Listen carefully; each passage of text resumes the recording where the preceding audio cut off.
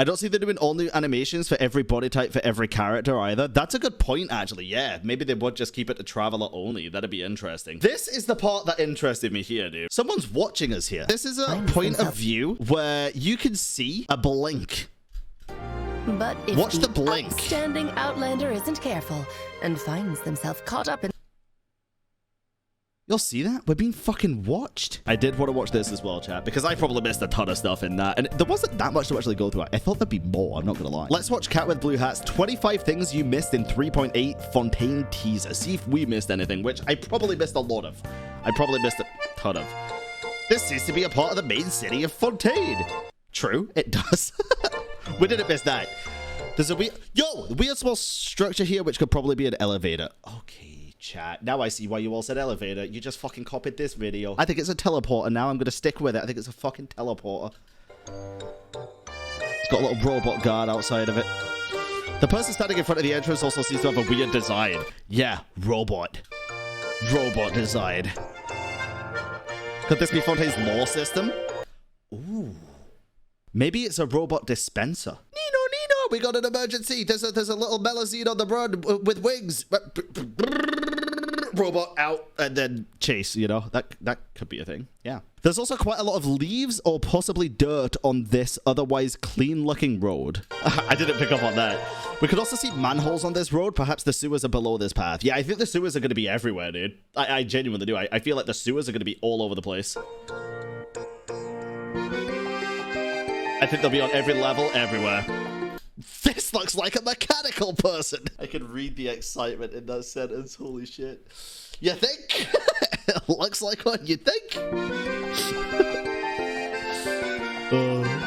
Maybe it's an autonomous robot, and perhaps these are part of Fontaine's police. I think it's the same thing that was standing guard over the elevator, whatever it is.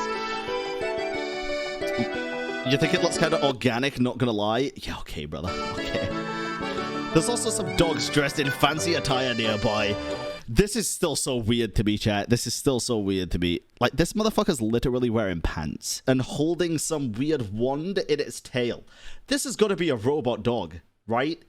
It's got the waistband of the pants here, the pants, and the bottom of the pants. I thought it was just different colored legs. It's pants.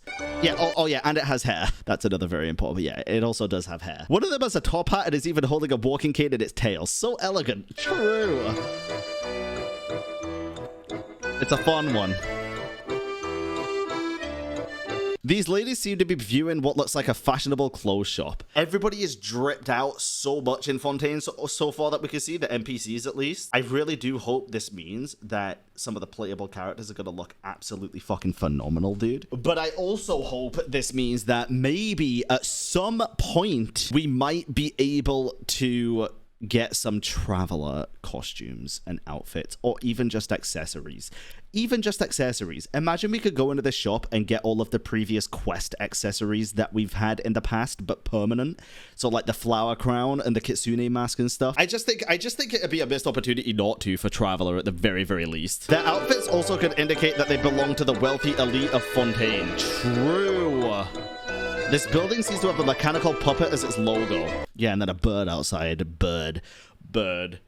It's a fucking spy, dude. It's a Fatui. It's a Fatui spy. Maybe it's a shop that specializes in robots, puppets, or machines. There's also a bird of an unknown new species nearby. Yeah, it's unknown because it's not real. It's a spy. It's a mechanical bird. It's robot species. Autonomous bird. This person's outfit makes him look like a ship's captain. See, I looked at this guy's outfit and I thought he just looked like he was wearing a very similar outfit to the Melazine, so I thought he would be law enforcement. Like, the hat is different, I guess. The hat does look more like a captain's hat. His hat is white, though. Yeah, but the rest of his clothes are, like, almost identical. Other than the fact that she doesn't wear shoes, but she also has, like, animal legs, so I don't know. He has an anchor on his coat? No? Wait, does he? Oh, he does! Wait, good fucking eye, dude. Holy shit. Good catch. He does have an anchor on his clothes. That's sick. Yeah, good eye. Maybe Fontaine has a navy and he's a captain of one of their ships. Anyone think the thing from the event where you could, like, shoot cannons off the side of a boat will become, like, a permanent event? Could you imagine having, like, naval warfare in Genshin, dude? Big fucking Osile comes. Instead of throwing the Jade Chamber, we just fucking kaboom it with cannonballs. My god. This NPC seems to be a unique one, similar to how Aranara are unique to Sumeru. Yeah, probably. Probably. A Melazine.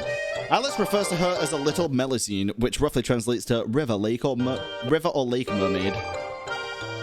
True. The way she's walking carefree might mean that Fontaine's people interact with Melazines unlike the Aranara of Sumeru. Oh, yeah. I can see that. She looks to be an official, right? She also seems to be employed. Yeah, exactly. She seems to be an official of the place, so... The symbol on her hat might be of Fontaine's navy, as she's seen wave into boats later. You see, I think I disagree with this part.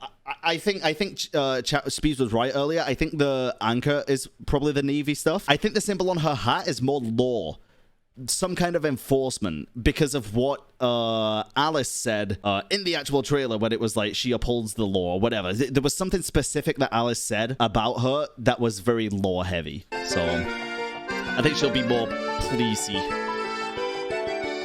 than ship's captain kind of thing. But Alice mentions that this Melazine's working for justice. Yeah, exactly. I think she's going to be police. Look how hard she's working for justice in this nation, even today. Yep. All this might suggest that this Melazine is part of Fontaine's police instead. I think she is. Also, the hat is very police-esque, dude. Like, come on, it's very European police. You look at old school, like, UK police, and they have the exact same fucking hats, dude. The tall hats. Perhaps in future we might even get a playable character who's a Melazine. This scene shows some more drains and manhole covers on this path. True. This seems like a flower shop. Yes. Hey, we had to get it to the 25 things you missed, chat. 23 doesn't sound about right, so, you know, we had to get it to the 25 things. This was probably machines, maybe gadgets.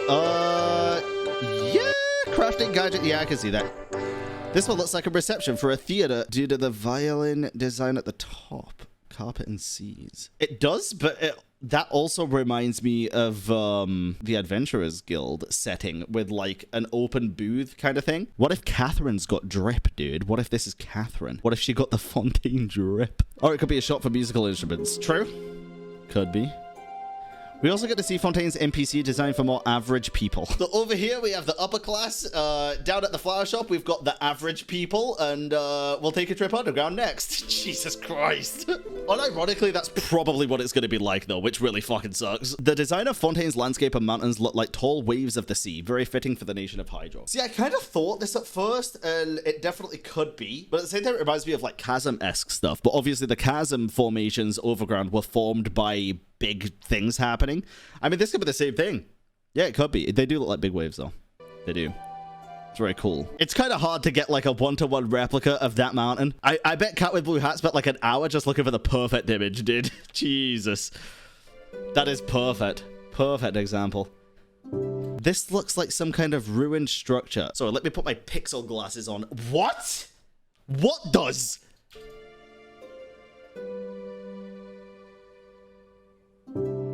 You're lying. It looks like a bridge. It looks like an aqueduct bridge. You're lying. There's no way you see anything there. I don't care what. You can see it. I don't believe you. I don't believe you see anything there other than a slight outline of like a bridge or like an aqueduct. Just like this, but on the other side. It's just that, chat, but on the other... Nah, it's ruined. How, dude? It just looks like this, but there.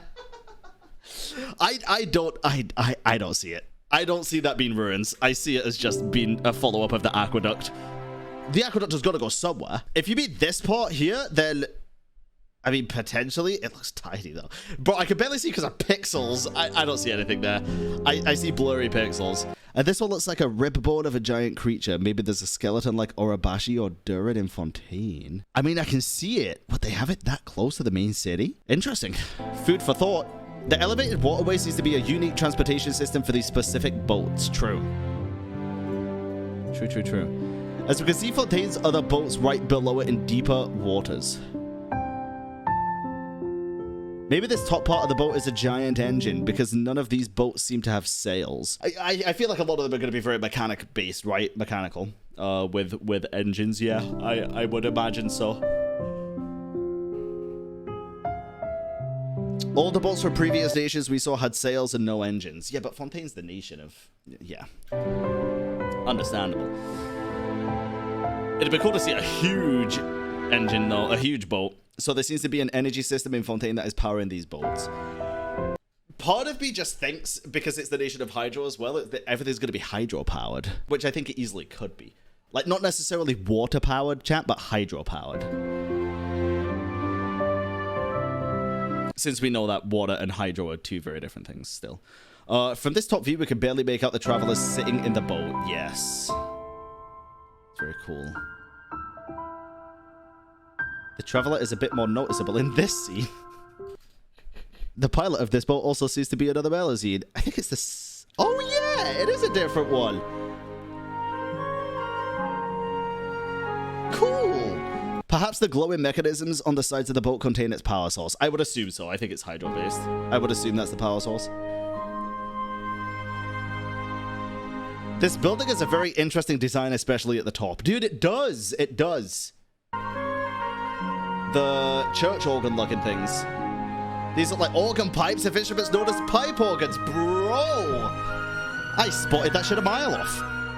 Could these pipes produce sounds or music for everyone to hear? Maybe like an announcement? Ooh! I mean, I never fucking thought of that. That's a great thought, actually. Yeah.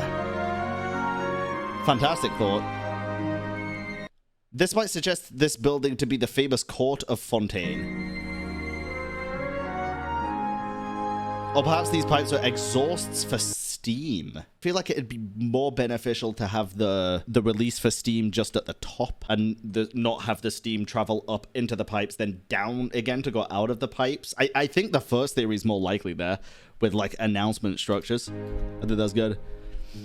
In which case, this building could be the headquarters for the Steambird newspaper. Hear me out. In my mind, there is absolutely zero fucking chance in hell that this is the building for a newspaper. In fact, could this be the Steambird?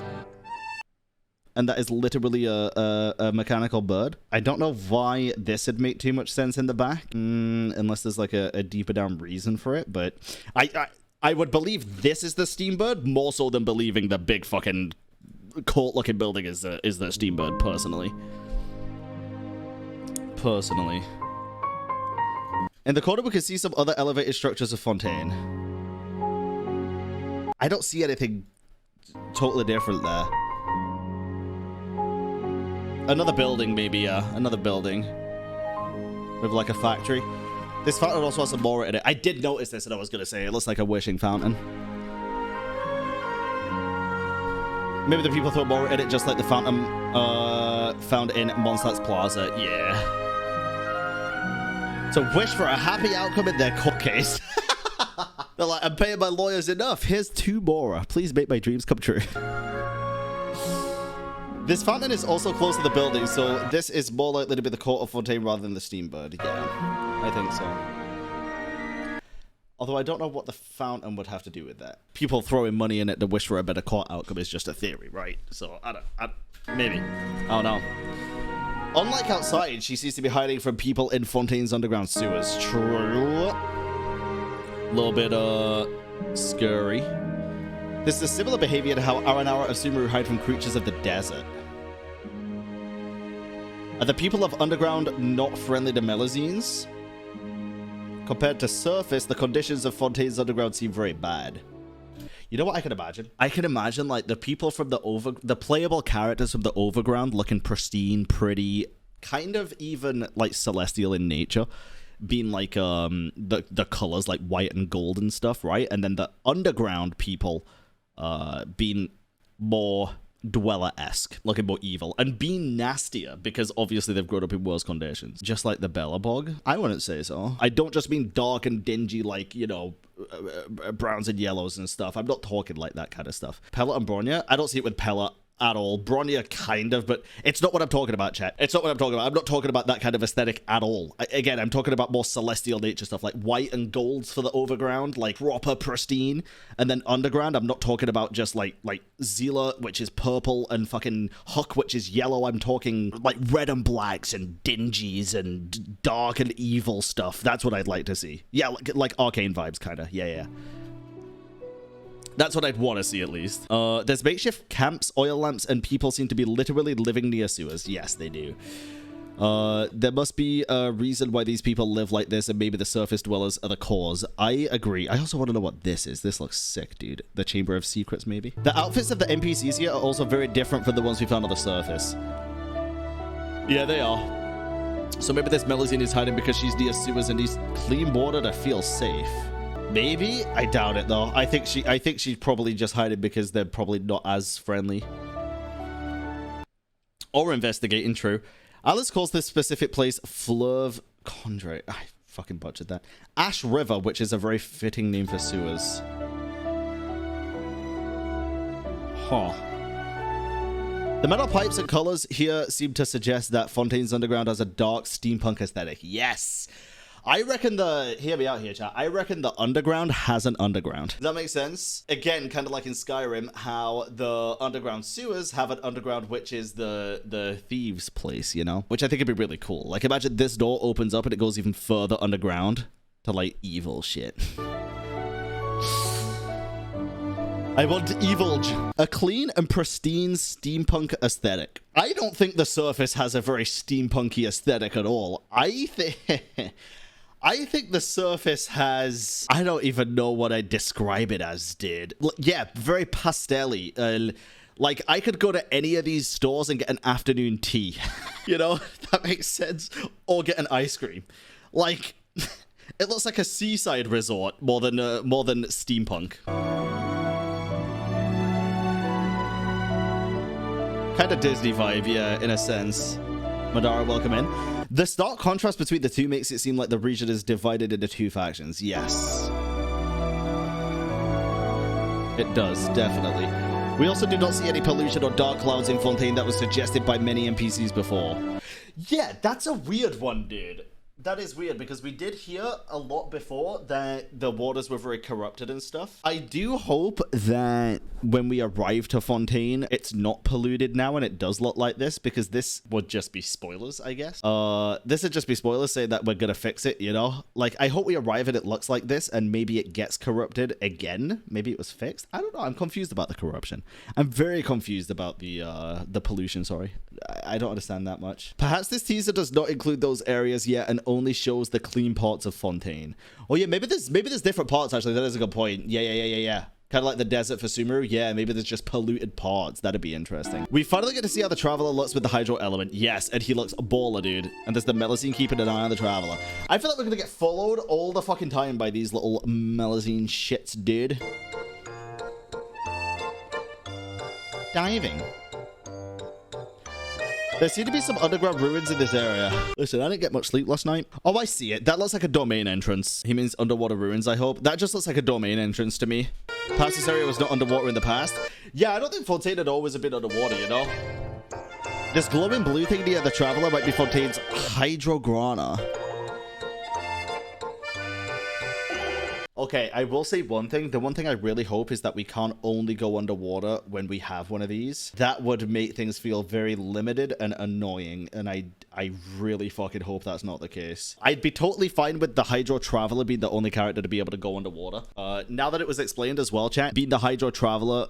So if every character could go underwater, they would have to rig like total new animations for every single character and every character model, and then new attacks as well. But obviously we see the Traveler attacking with Hydro. Like, how could you attack with Pyro underwater? You know, it doesn't really make too much fucking sense. I think the Hydro Traveler will be the only character to go underwater, personally. I do think that would be the case. I do. Ace, welcome in. There also seems to be hostile mobs underwater like this, right? Yeah. Yeah, you can see all dirt pass underwater too, true. You can.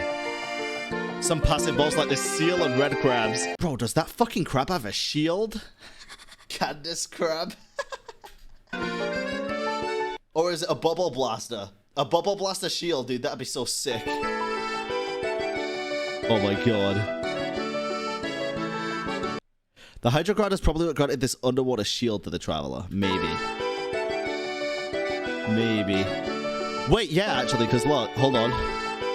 It kind of does have... Yeah, it's a shield symbol. The Hydrograna thing's a shield symbol, right, chat? Look. There's also one on the left here, right next to my camera, look. That thing looks menacing. And this particular attack as well. Yeah, it'll be interesting to know how breathing, stamina, and oxygen system will be handled underwater. Do you think it'll be seamless, and do you think it'll feel incredible, or do you think there'll be annoyances and issues? I think they'll probably add a stamina bar, but it'll just be like overground, where you can still move without the stamina bar, but you have to use stamina to swim fast, which I think is fine. Traveler is immortal. He can even breathe underwater. Cope.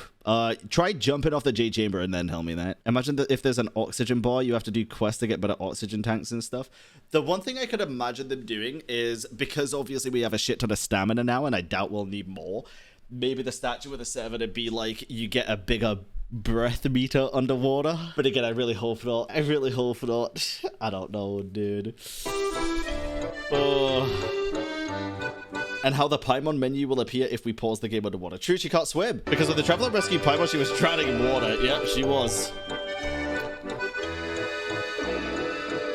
It also seems that we'll only be able to use the Traveler underwater and not any other characters. Oh, dude, yeah. I think that's okay. I do think that'll be the case, but it's very understandable as well. People are going to hate that. I think some people will, but I also think it's extremely understandable. Again, you'd have to... There's so many fucking logistics to this shit, dude. Like, I didn't even think about attacking underwater, but like, imagine using a pyro character underwater and just shooting fucking fireballs with Yanfei. It makes zero sense. Kokomi technically should be able to swim as well, though. I mean, sure. Yeah, I mean, there's a lot of characters that technically should be able to swim. It's not about who's, like, technically able to swim. I feel like most characters probably would be able to. It's about all of the fucking shit that would go into the development of those characters being able to swim, you know? There seems to be too many new animations to animate, which are not practical for other characters. True. This will also mean that we'll not be using any elemental skills when underwater. Yeah, I don't think we will be. I don't think we would be. So underwater exploration will be limited to just exploration, solving puzzles, and slight combat with Hydrograna abilities. Maybe. Also opens the possibility for exploring underwater to collect Fontaine's local specialty in Hydroculus. True. Notice how we didn't see Celestia once in that entire thing?